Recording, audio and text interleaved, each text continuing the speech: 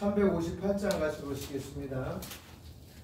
소송가 358장.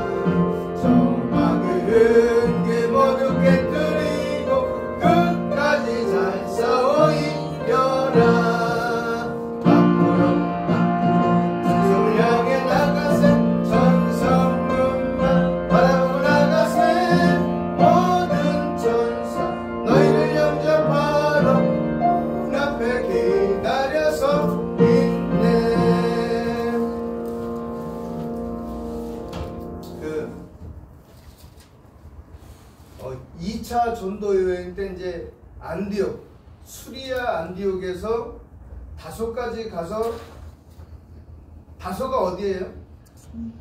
바울의 고향이잖아요. 그쵸? 다소가 바울의 고향이에요.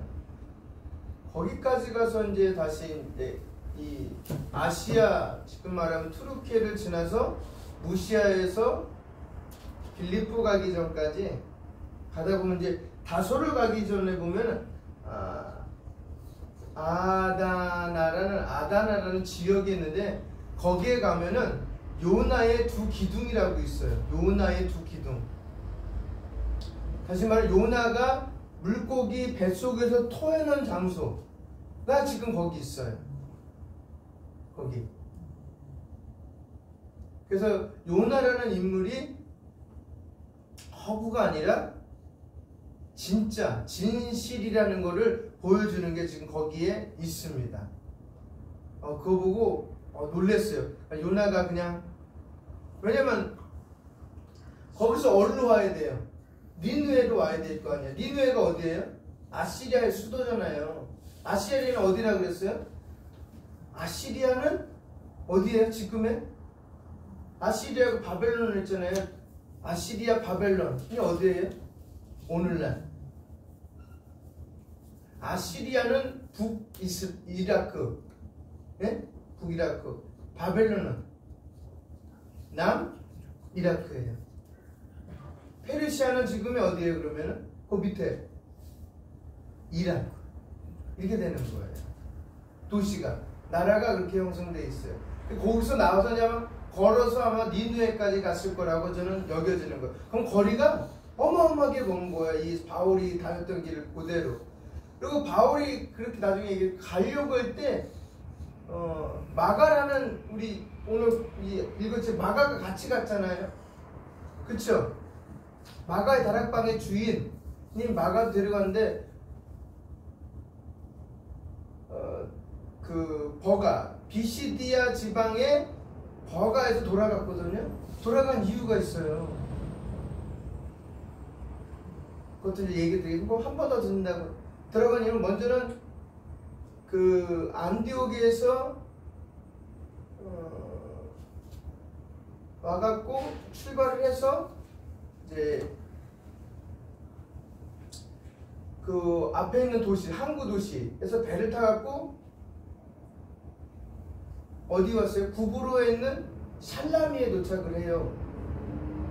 살라미에 도착해서 살라미에서 바보까지 가요. 이게 구브로라는, 지금은 키프로스라는 섬인데, 이게 살라미에서 배를 타고 다시 바보까지 가면은 빨라요, 길이.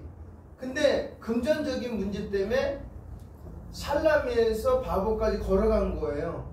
걸어갈 때 산맥을 만나거든. 높은 산, 2000m가 넘는 산맥을 만나니까 이 마가가 보기 너무 힘든 거예요. 너무 힘든 거야. 그 고개를 넘어서. 그다가 또 배를 타고 거기 바보에서 밤빌리아에 있는 버가 있는 갔는데, 버가에서요 그 안디옥 가다 보면 산맥이 또 하나 있어요. 그 3000m가 넘는 산맥이에요. 그러니까 그걸 넘어서 가려니 이제 용기가 나지 않는 거예요. 이 마가한테 너무 고생스러운 거예요. 그런 것들 하나하나가. 그래서 복음 중 가는 게 이런 거면 저는 안 가겠습니다 하고 거기서 이렇게 돌아서서 가는 거예요. 그러니까 바울이 다녔던 그 전도길, 나중에 한번 보겠지만 전도길만 따라다니다 보면 우리가 생각하고 있는 거하고 완전 딴판이에요. 복음 증거하는 것이. 그래서 우리가 찬송가를 부르던 성경을 읽든지 간에 특별히 그 예수님이야 뭐 예루살렘이라는 그 이스라엘은 제한된, 그것도 제한된 저기 나라이지만 그래도 더 거의 다 평지가 많았는데 바울이 다녔던 길은 그 평지가 아니에요. 모든 것을 다 희생하면서 내려놓고 걸어 다녔던 거예요. 그러면서 이제 그들만의 신앙 고백이 생긴 거예요. 그래서 168년에 처음에 생겨난 게 뭐라고 그랬어요? 우리 전주에서 됐습니다.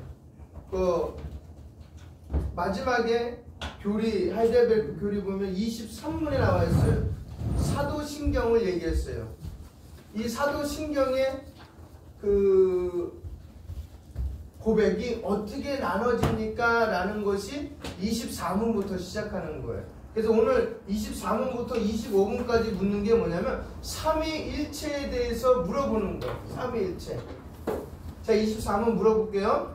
이러한 신앙 고백은 어떻게 나누어집니까? 세 부분으로 구분됩니다. 성부 하나님과 우리의 장로, 성자 하나님과 우리의 구원, 그리고 성령 하나님과 우리의 성화가 그것입니다. 예, 세 부분으로 나눠졌어요. 그건 꼭 기억하세요. 그러니까 사도신경은 꼭 세 개로 나눠 있어요. 신앙 고백. 모든 신앙 고백서가 다 그래요. 근데 어디다가 초점을 맞췄냐에 따라서 관심사가 다른 거예요. 니케아 같은 경우는 초대교회의 1세기, 2세기 때 일어나는 모든 신경들은 예수님께 초점을 맞췄었어요. 예수님이 진짜 신이냐? 예수님이 진짜 사람이냐? 라는 데 관점에서 신선과 인성에 관심이 많았어요. 그럴 때 그 부분에 대해서 논쟁을 많이 벌인 거예요. 초대교회 때는. 그것이 지나니까 나중에 뭐와의 논쟁이 벌어지냐면 성령론. 성령 하나님이 진짜 하나님이냐 아니냐. 그러다가 또 등장한 게 이제 교회론. 이렇게 하나씩 하나씩 등장하면서 나오면서 신앙의 고백을 만들어내는 거예요. 그래서 초대교회 때는 그래서 168년에는 뭘 만들어낸다고요? 사도신경을 만들어내는 거예요. 전능하신 하나님부터 시작해서 마지막 종말에 이르기까지 이렇게 세 부분, 성부 하나님, 성자 하나님, 성령 하나님에 대해서 그들은 신앙 고백을 하는 거예요. 여러분, 그런데 이렇게 고백하면 안 돼요. 성부 하나님이 성자 하나님이고 성부 하나님이 성령 하나님이다 이러면 큰일 나요. 네? 그리고 시대마다 다르게 나타납니다 하나님이, 그렇게 말해도 큰일 나요. 그건 다 양태론이에요. 양태론이 뭐냐면 이거예요. 집에 아들이 있어요. 근데 결혼을 했어요. 자녀가 있을 거 아니에요? 그럼 자녀가 아버지를 부를 때 어떻게 부를까? 할머니는 아버지한테 아들이라고 부르고, 자기는 아들이니까 아버지라고 부르고, 아버지가 직장에 보니까 과장님이야, 아니면 사장님이야. 부르는 건 각각 다르지만 한 분이야. 그렇게 얘기하는 것이 양태론이에요. 이해 가시겠죠? 어머니가 봤을 땐 아들이고, 아들이 봤을 때는 아버지고, 회사에서 보면 과장이야. 근데 그건 한 분이야. 그렇게 말하는 게 양태론이에요. 그러니까 형태에 따라서 하나님이 다르게 등장했다라고 얘기해요. 그러니까 이단들의 특징이 뭐냐면 바로 그렇게 이렇게 얘기해요. 구약에서는 하나님으로 나타났고, 신약에서는 예수님으로 나타났고, 지금은 성령님으로 나타난다. 그래서 시대마다 구원자가 있다라고 얘기를 해요.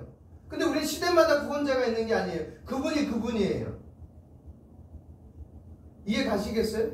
그분이 그분이라고요. 성령 하나님, 성부 하나님, 성자 하나님, 성령 하나님이 같은 위로 존재하지만 기능 면에 있어서만 다를 뿐이에요. 하시는 일. 그래서 얘기했잖아요. 성부 하나님 뭐 하시는 분이고요? 창조하시는 분. 성자 하나님은 구원하신 분. 성령 하나님은 성화, 견인, 인도하시는 분. 이렇게 얘기해 주는 거예요. 그렇다고 성자 하나님이 창조사에게 개입을 안 했냐? 개입하셨다는 거예요.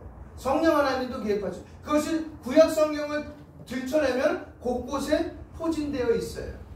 그래서 아브라함에게 나타난 분이, 천사와 같이 나타난 분이 제2위 되신 성자 하나님이에요. 그 다음에 삼손의 아버지에게도 나타났잖아요. 엄마 아빠에게도 사사기에 보면은 그때 나타나신 분이 성자 하나님이에요. 그러니까 우리는 그냥 한글 성경을 읽기 때문에 그냥 천사라고 번역이 되어 있는데 원어 성경에 보면 그렇게 되어 있지 않아요. 그래서 우리가 번역본을 보면은 우리나라의 한글이 오기까지 번역본은 한문이 있었고, 한문이 올 때까지 영어가 있었고, 영어가 올 때까지 라틴어가 있었고, 라틴어가 올 때까지 헬라어가 있었어요. 그러니까 우리가 가장 최종적으로 사실 봐야 될 건 뭐냐면 한글 성경이 아니에요. 사실은 헬라어 성경을 보면서 한글 성경 번역을 했으니만, 우리나라 말로 번역을 했지만, 그래서 그 참 뜻을 알기 위해서는 원어가 얘기하는 거. 그리고 원어가 얘기하는 거 보면은 근본 뜻이 있을 거 아니에요. 제가 말씀드렸죠. 겸손이 뭐라고 표현했다고요? 겸손. 흙이라고 얘기했잖아요. 예? 땅바닥의 흙이라고.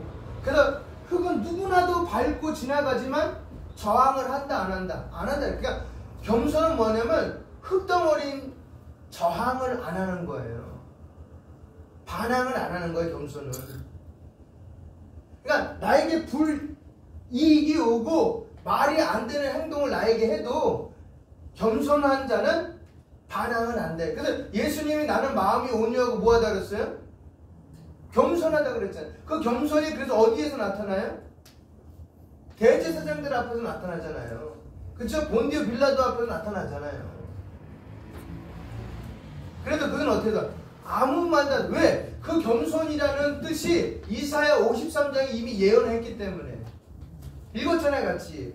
그는 도살장에 끌려가는 어린 양같이 뭐 한다고요? 자기 입을 침묵으로 일관한다 그랬잖아요. 왜? 아버지의 명령이기 때문에.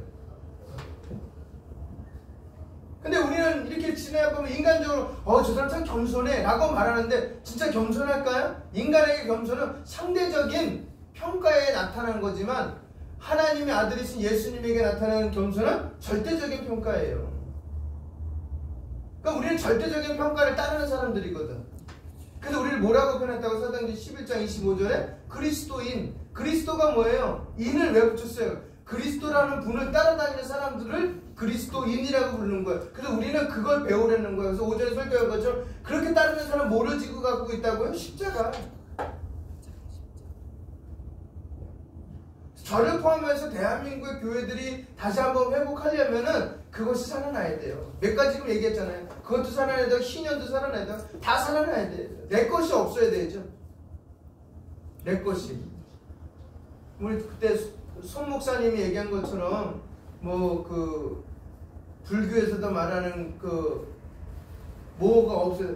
내 것이 아니기 때문에 이 얼굴도 뺨도 내 것이 아니기 때문에 때려도 내 거라면 아프겠지만 내 것이 아니라고 생각하면 아프지 않다고. 그죠?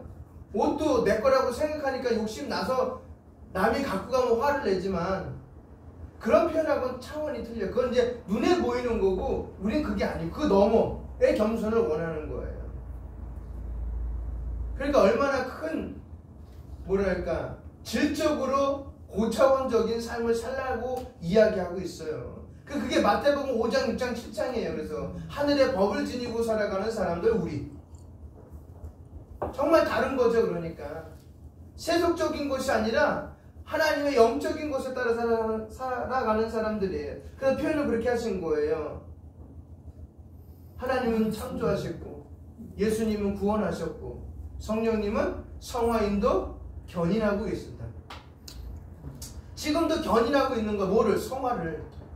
견인이란 말 그 자체가 그거예요. 가면서 내가 넘어지고 쓰러질 때 계속 세워나간다는 거예요. 견인. 견인이 무슨지 알죠? 우리 자동차 딱 세워놓으면 딱지 끼면 누구가 와요? 견인차가 오잖아요. 그럼 난 무슨 딱지를 붙여있는 사람들이에요? 예배소서 말씀이나 골로새 말씀이나 로마서 말씀에 성령의 딱지가 딱 붙어있는 거잖아요. 그러니까 내가 어디에 있든지 간에 아프리카에 있든지 간에 일본에 있든지 간에 영국에 있든지 간에 그리스도인이 내가 어느 곳에 장도에서 있든지 간에 성령 하나님은 내가 갈 수 있게끔 견인해 가신다고. 내가 못 갔을 경우도. 그걸 그래서 견인이라고 그러는 거예요. 난 항상 딱지가 붙어 있거든. 성령 하나님의 보증된 딱지. 누구의 딱지예요? 그 딱지가요? 십자가의 딱지예요. 그건 아무도 뛸 수 없다고 그랬어요. 요한계시록에 보면은. 내가 뛰고 싶다고 해서 뛰는 게 아니에요. 그래서 한 번 구원은 영원한 구원이에요. 그래서 그분이 딱지를 딱 붙여놨는데 뛸 수 있다 없다 없기 때문에 영원한. 근데 요즘 들어서 많은 사람들이 얘기를 해요. 구원도 탈락시킬 수 있다고. 그럼 하나님의 능력을 부인하는 거지. 내가 잘못했으니까 하나님 구원을 취소한다? 그런 하나님 아니에요. 그렇기 때문에 사람들이 오해하는 거예요. 세상 사람들이. 저렇게 나쁜 짓 하는데도 천국 가? 아, 나 그런 하나님 싫어. 근데 나는 좋은 거예요. 근데 그렇게 나쁜 짓을 안 하게끔 성령 하나님 계속 견인하신다. 나를 성화시키고. 내가 거부하고 있을 뿐이지, 그 일에 대해서. 우리 자녀들 자라는 환경 보면 아세요. 부모들이 말하는 건 전부 옳은 길 가라고 얘기하는 거잖아요. 누구의 관점으로요? 부모님의 관점으로. 근데 자녀들의 관점은 아니거든. 다르거든. 아, 난 이거 싫어요. 싫어요. 근데 어디 안에 있는 거예요? 가족이란 테두리 안에 있고, 학교란 테두리 안에 있고, 나라라는 테두리 안에서 계속 그걸 만들어가는 거예요. 벗어나지 말라고. 벗어나면 어떻게 되는 거예요? 가정에서 벗어나면 매를 때리고, 학교에서 벗어나도 체벌 하는데, 나라에서 벗어나면 뭐예요? 감옥에다 집어넣잖아요. 그걸 우리는 고난이라고 얘기를 하는 거예요. 하나님 앞에서.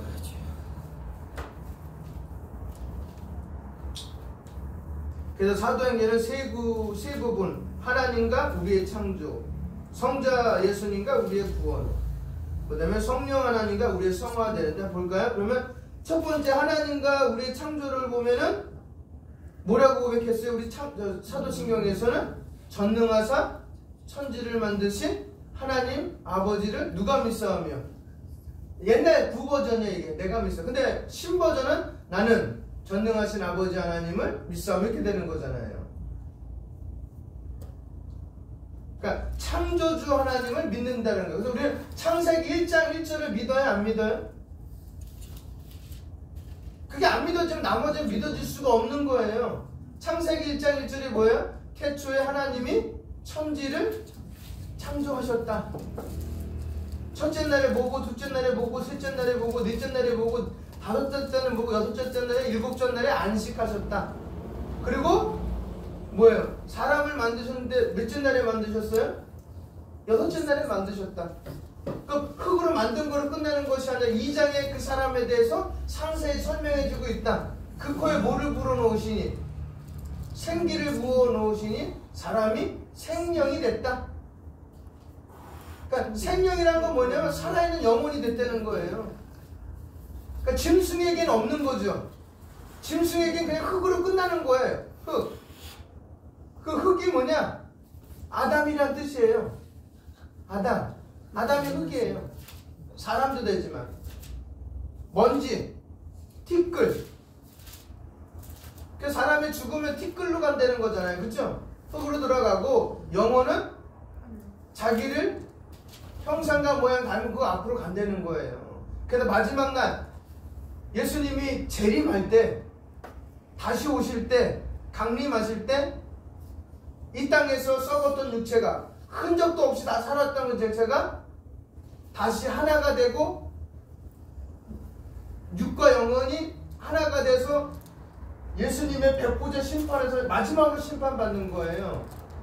그 심판이 끝나면 이제 우리가 알고 있는 이렇게 눈에 보이는 세상은 존재하지 않아요. 다 변화된 존재로서 하나님 앞에 있는 나와, 네? 지옥에서 고통받는 또 다른 사람들과에 나눠져 있는 거예요.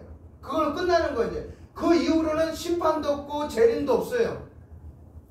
두 개만 남아있다. 하나는 기쁨, 하나는 고통.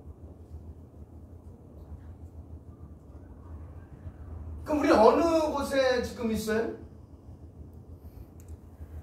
우리 어디 곳에? 행복이에요? 기쁨이에요? 아니면 고통이에요?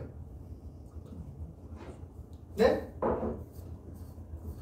그거 확실해야죠. 그래, 이 땅의 삶이 조금 고단해도 그 기쁨 때문에 살아가는 거예요. 제가 옛날에 설교할 때 예화로 들었던 거 있잖아요.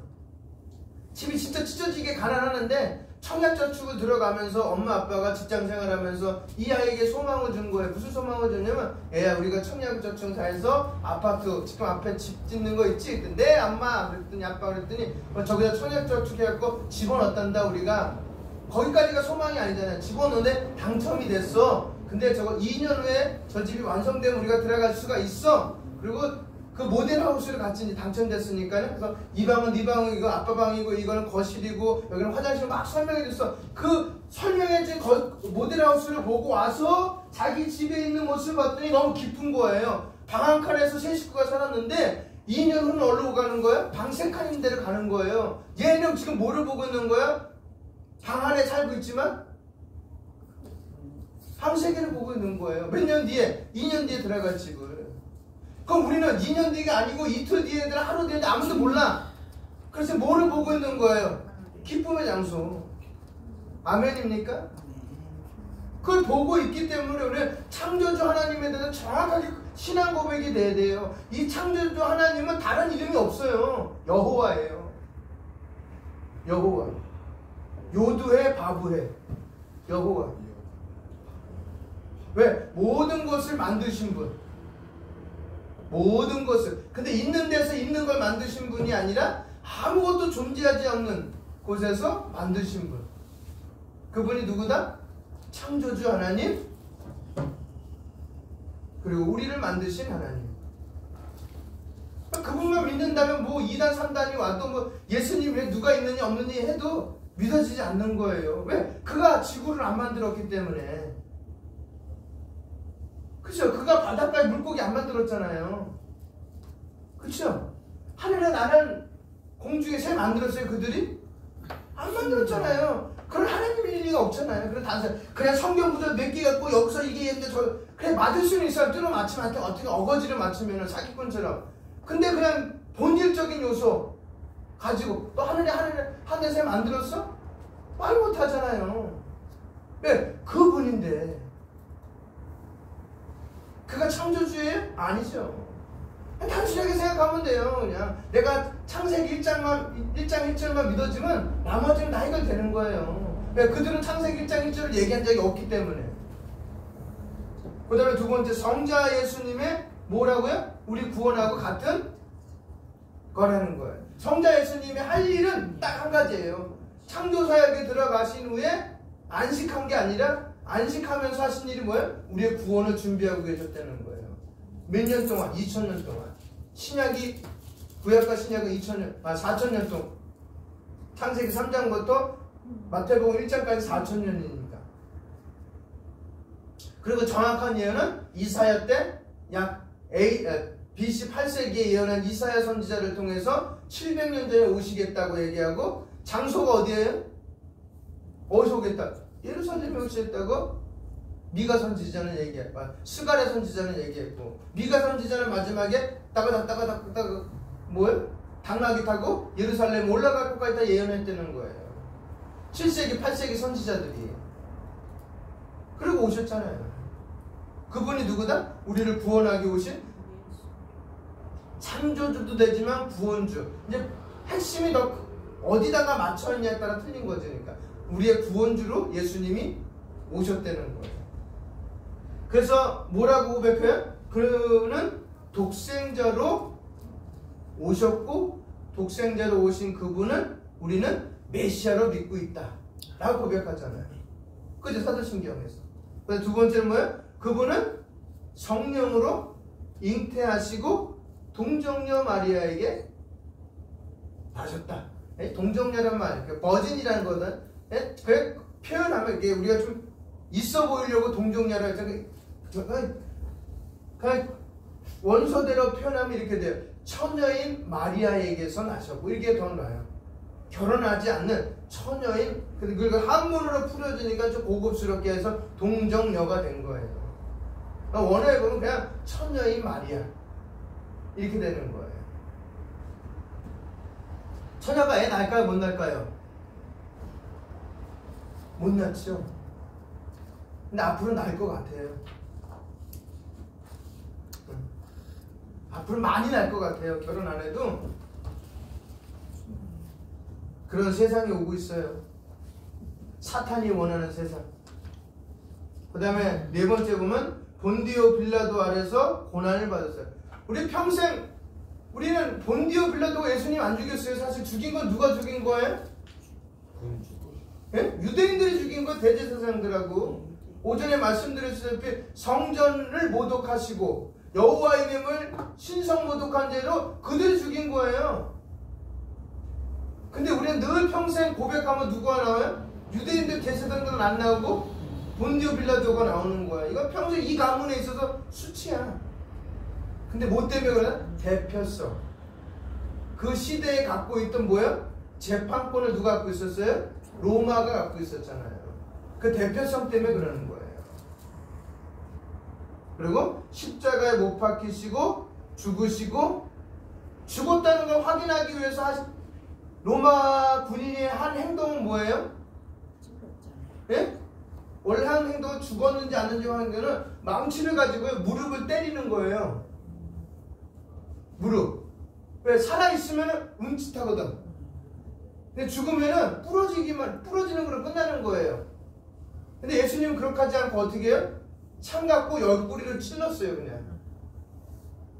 그랬더니 물과 피가 마지막 남아있던 그게 다 쏟아지면서 이미 죽었으니까. 왜냐면 내가 다 이루었다고 하면서 이미 죽은 상태였어요. 그래서 며칠 동안 계셨다고요? 3일 동안. 잡아요? 예수님이 언제 잡히셨어요?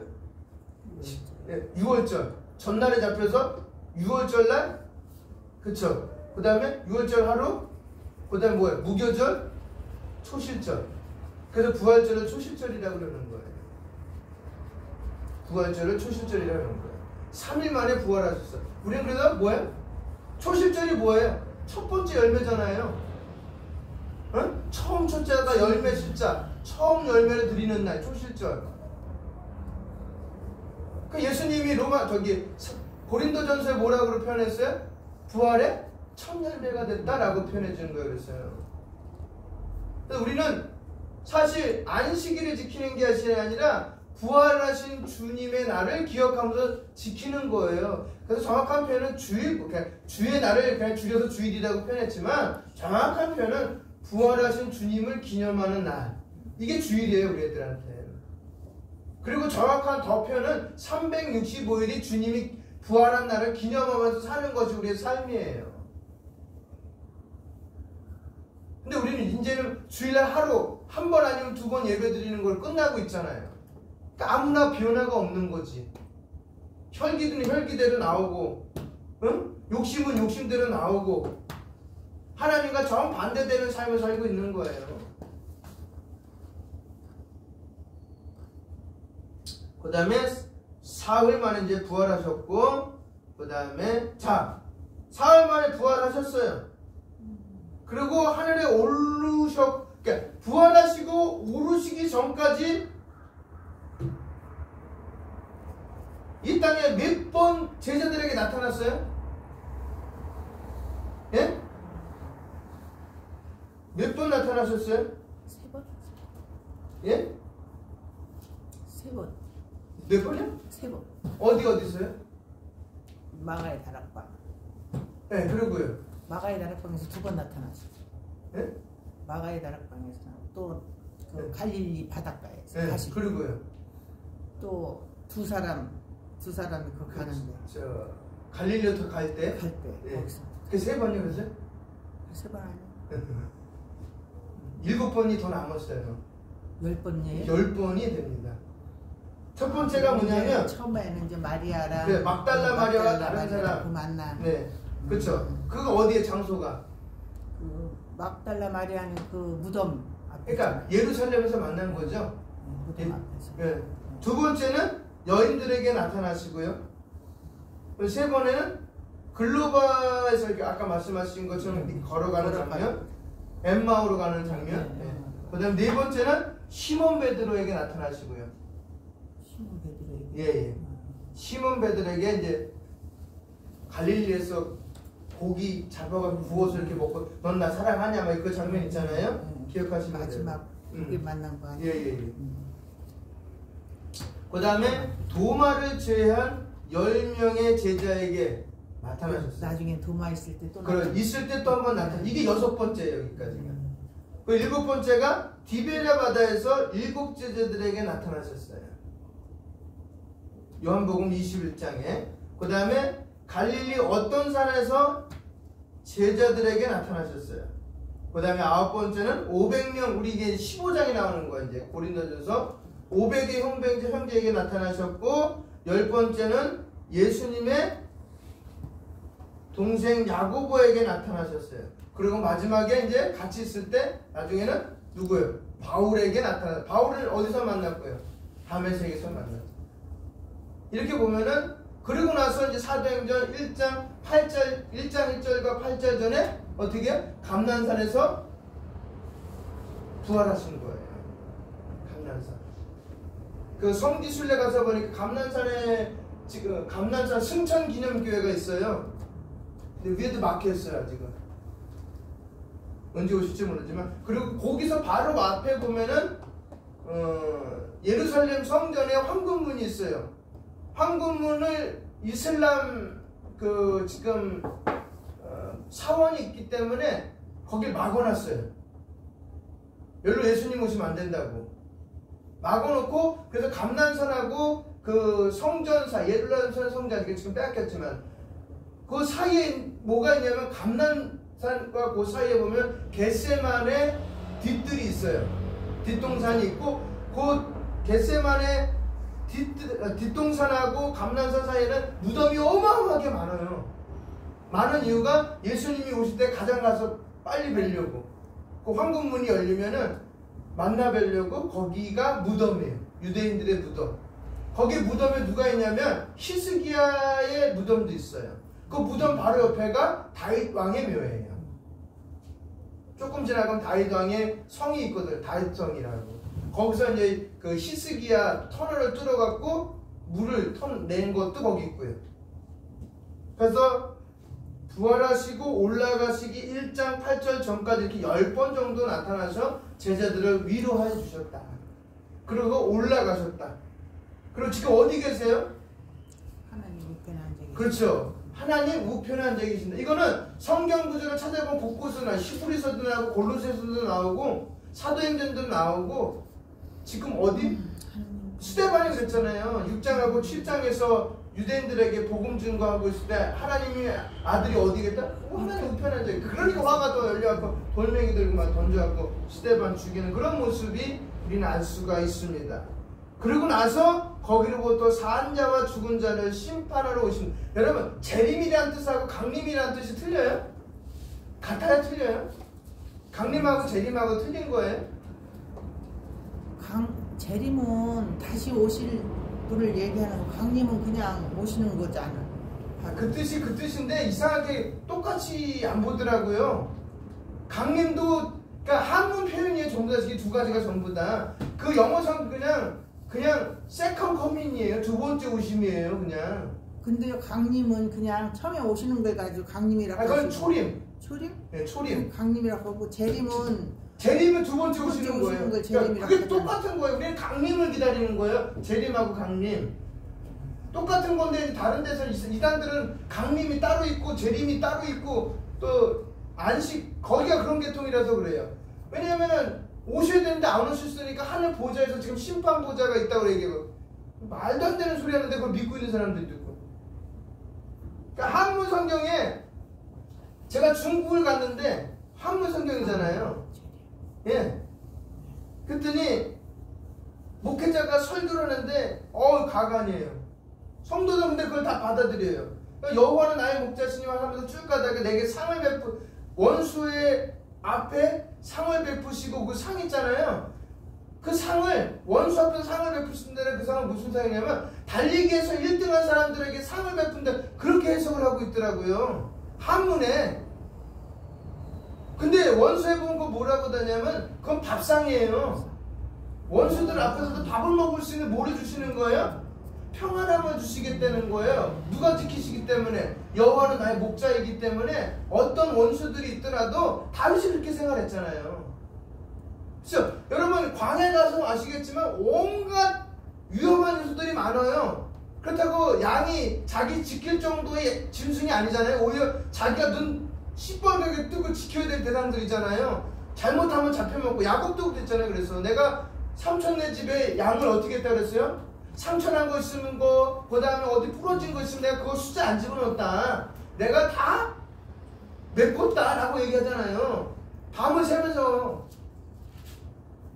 그쵸? 근데 그렇게 불완전한 시간과 환경 속에서 밥을 먹을 수 있는 환경이 어디 있겠어요? 언제 어떻게 들어올지 모르는데. 그런데 다윗이 만난 하나님은 어떤 하나님이다? 그런 환경 가운데서도 뭐 해주고 밥상을 차려줘서 너 밥 먹어, 내가 지키고 있을게, 이런 하나님이었다는 거예요. 그런 상이었거든요. 근데 밑에서는 그렇게 안 해도 아멘이라고 불러요. 위하여라고 했더니 위를 위하여 살아가는 겁니다 라고 얘기하더라고요. 신체에 있는 포가 아니라. 그래서 이게 문제가 되는 거예요. 한국 성경이나 한국 성경의 그 번역에 있어서. 그래서 번역은 반역이에요. 그래서 우리는 단어 하나에 너무 목숨 걸지 말고 정확한 뜻을 알기 위해서 모르면은 누군테 물어보든지 책을 찾아봐서 정확한 의미를 안다면 얘기합시다고 얘기해요. 거기 넘어가면 계속 걔네들 얘기밖에 안 해. 그래서 심판을 오는데 이 심판 때 알고 싶은 사람들은 데살로니가 전후서를 보면 돼요. 그리고 예수님이 살아계실 때의 그 재림에 대해 심판에 대해 알고 싶으면 마태복음 24장 25장을 읽으면 돼요. 그게 종말장이기 때문에. 그 다음 세 번째, 성령 하나님과 우리의 성화입니다. 성령 하나님이 하시는 일이 있고, 하시는 일이 뭐라고요? 우리를 성화시키는 거예요. 성화는 뭐예요? 만들어가는 거예요. 거룩하게 변화시키는 거. 그래서 뭐라고 표현하냐면 그 하나님은 거룩한 보편적 교회와 성도의 교제를 위해서 존재하고 계시는 거예요. 그러니까 그 거룩하고 보편적 교회에 뭐가 들어오지 않도록, 악이 들어오지 않도록 신앙 고백을 하게끔. 그러면서 그 신앙 고백의 밑바탕은 뭐야? 예수 그리스도가 누구인지를 드러내는 거예요. 그래서 그 예수 그리스도 누구인지 드러내는 그 공동체를 교회라고 그러는 거예요. 그럼 고백한 사람들. 그리고 제사함, 육신의 부활과 영원한 생명을 믿습니다 라고 하면서 사도신경이 시범으로 된 걸 끈을 맺는 거예요. 이것이 있어야 뭐예요? 이런 거룩하고 보편적인 신앙 고백서가 있는 교회가 진짜 교회 되는 거예요. 근데 이단들은 이걸 고백을 안 해. 맞습니다. 이 고백이 세워지기까지 많은 사람들의 순교자의 피가 있음에도 불구하고, 그럼 그 사람들의 피 다 헛것이에요? 예? 이 사람들이 세운 종교는 100년밖에 안 됐어요. 이단들, 초대교회 영지주의 같은 거 오래됐지만 우리나라에서 만들어진 이단들은 100년밖에 안 됐어. 나머지의 그 시간을 어떻게 얘기해 줄 거예요? 이야기할 수가 없잖아요. 상식적으로도. 그다음 25문 읽겠습니다. 하나님은 오직 한 분이라면서 왜 세 분, 즉 성부, 성자, 성령을 말합니까? 시작. 하나님께서 말씀으로 자신을 그렇게 계시하셨기 때문입니다. 이 삼위가 곧 유일하고 참되고 영원한 하나님이십니다. 아멘.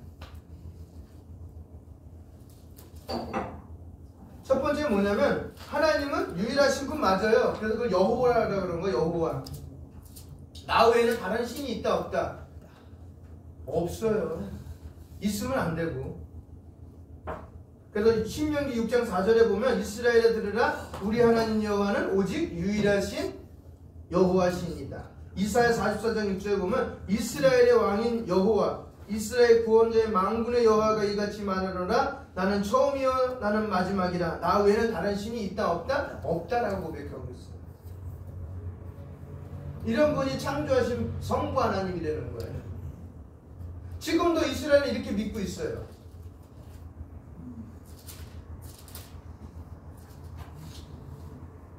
그 다음에 에베소서 4장에 보면 주도 한 분이요 믿음도 한 분이요 믿음도 하나요 세례도 하나요 하나님도 한 분이시니 곧 만유의 아버지시라. 만유에 계시고 만유를 통일하시고 만유 가운데 계신 분이다 라고 고백하고 있어요. 그 다음에 삼일체 하나님을 성경에서 이렇게 말하고 있습니다. 창세기 1장 보면 이제 이거는 히브리 원서를 봐야만 알 수 있는 거예요. 땅이 혼돈하고 공허하며 흑암이 깊은 게 있고 하나님의 영은 이게 이제 성령 하나님이라는 거예요. 퓨누마, 루아흐 이렇게 표현하고 있어요. 이게 성령 하나님이 수면 위에 운행하시고 하나님이 이르시되 빛이 있으라 하시니 빛이 있었고 이렇게 표현하는 거예요. 그러니까 성령 하나님의 활동이 있어요 없어요? 있다는 거 하나님과 같이. 그러니까 성령 하나님도 창조 사역에 동참하셨다는 거예요. 그 다음에 마태복음 3장 보면 예수께서 세례 받으시고 곧 물에 올라오실 때 하늘이 열리고 하나님의 성령이 비둘기같이 내려 자기 위에 임하심을 보시더니 하늘로부터 소리가 있어 말씀하시되 이는 내 사랑하는 아들이여 내 기뻐하는 자다 라고 해서 삼위일체를 얘기해주고 있어요.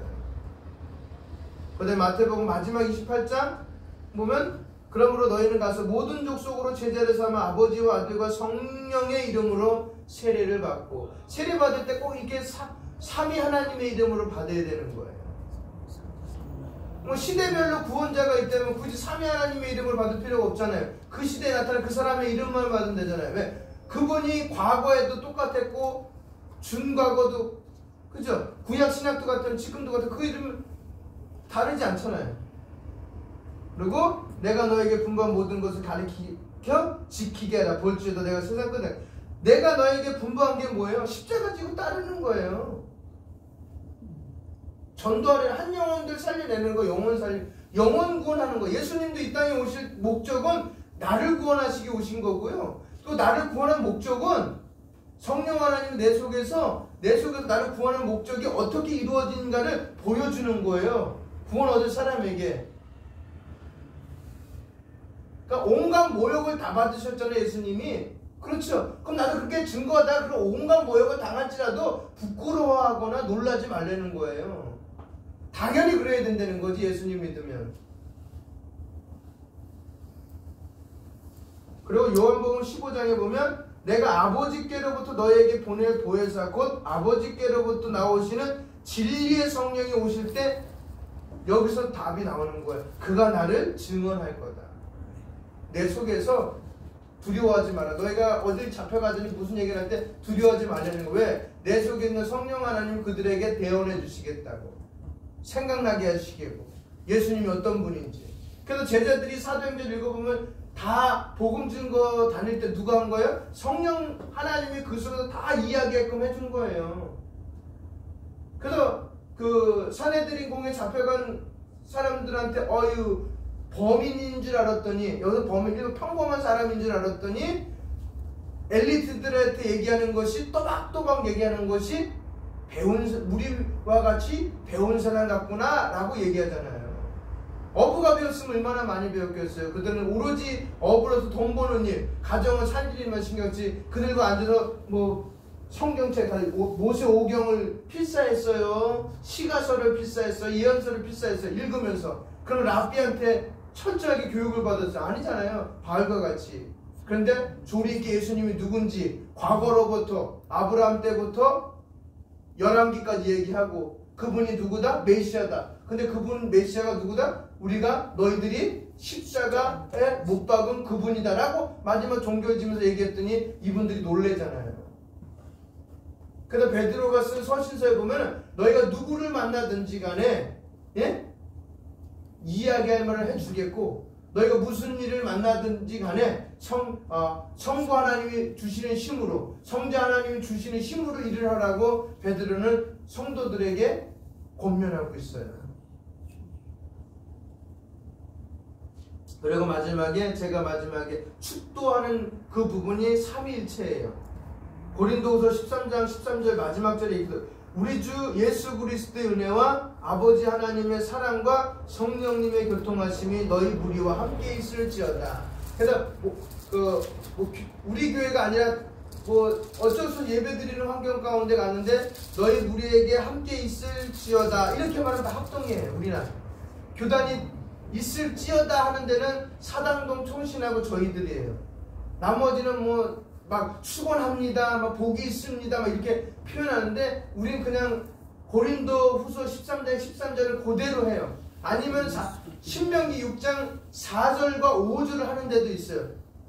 같이 서갖고 두 손 들고 이렇게 목사가 얘기하게 하면 성도가 받아쳐서 이렇게 문대평식으로 축도 마치는 데도 있어요. 그 삼일체 교리를 얘기해 주고, 그 다음에 왜 삼일체 교리가 필요한가? 두 가지예요. 첫 번째는 하나님의 영광을 위해서 필요한 거예요.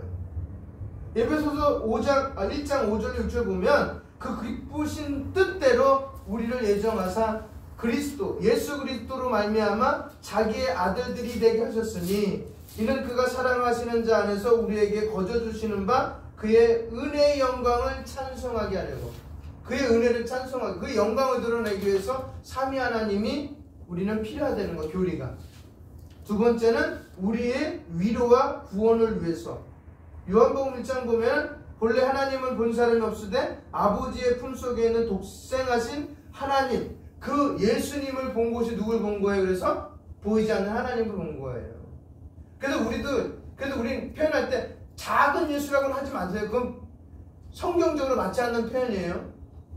그러니까 우리의 삶 가운데 예수 그리스도의 가르침이 드러나는 것 뿐이에요. 삶 가운데. 내가 예수가 아니에요. 이해가시겠어요? 예수님의 가르침이 드러날 뿐이에요. 삶 가운데. 그래서 그리스도인이라고 얘기하는 거예요. 이해가시겠어요? 우리 체육관에 다니면 무슨 관 이렇게 써 있어요. 그리고 거기가 태권도인지 합기도인지 아니면 유도인지 간에 그러세요. 그럼 그 유도 체육관에 그 관에서 배운 건 난 따라하는 거예요. 뭐기 때문에? 유도인이기 때문에. 그 체육관의 유도인이기 때문에 거기서 배운 걸 따라서 나는 배운 거예요. 그걸 또 그걸 가리키는 사람이에요. 그렇죠? 유도인데 합기도를 가리킬 수 없고 합기도인데 태권도를 가리킬 수는 없잖아요. 그럼 별개지. 우리 그리스도인이잖아요. 예배당, 우리 은파라는 예배당에서 배운 그 그리스도인으로서 삶과 영향력을 발휘하려는 거예요. 그 다음에 요한일서 2장 보면 아들을 부인하는 자에게는 또한 아버지가 없으되 아들을 시인하는 자에게는 아버지가 있다. 그 요한서신을 잘 읽어보시면 여러분 아시겠지만 아들이 있냐 없냐에 따라서 나눠져요. 구원이 그래서 어디에 있다는 거예요? 아들에게 있다는 거예요. 아들이 없으면 구원이 없는 거예요. 그 말을 영생이 없다라고 표현해요. 우리에게 영생이 있어요 없어요? 영생이 있어요 없어요? 영생이 있죠. 영생이 없으면 이 자리에 있을 수가 없죠. 아, 있을 수 있구나. 수많은 사람들이 예수 믿는다고 얘기했지만 영생 없는 사람들도 많으니까. 그래서 지옥과 천국의 얘기는 바깥에 있는 사람한테 얘기하는 게 아니라 여기 앉아있는 저와 여러분에게 얘기하는 거예요. 지옥 갈 사람이 있고 천국 갈 사람이 있기 때문에.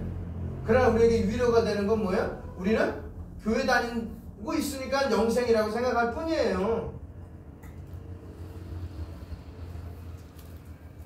그러니까 영생을 받은 사람은 뭐냐면 따라 인생의 청지기다.